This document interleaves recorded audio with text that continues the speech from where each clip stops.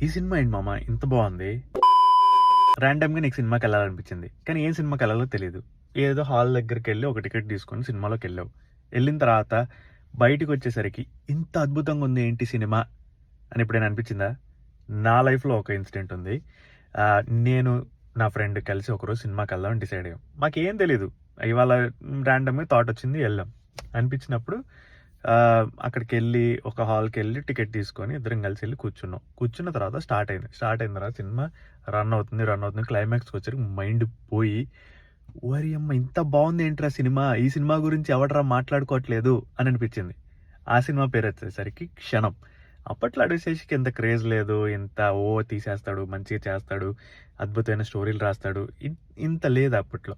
So, ర్యాండమ్‌గా ఎళ్లి కూర్చున్నాం. పిచ్చెక్కిపోయి వచ్చాం. అసలు వావ్! అనిపించింది. ఆహ్, క్రేజీ సినిమా ఆ cinema. So, that's the best experience in my life. ఒక్క సినిమాకి ర్యాండమ్‌గా ఎళ్లి అద్భుతం అనిపించింది. సో, ఇలాంటి ఎక్స్‌పీరియన్సెస్ నీకేమైనా ఉన్నాయా? కామెంట్ చెయి. చేద్దాం మచ్చా. మంచి మంచి వీడియోస్ చేద్దాం. ఆస్ట్రేలియన్ వ్లాగ్స్ చేద్దాం. మంచి కామెడీ వీడియోస్ చేద్దాం.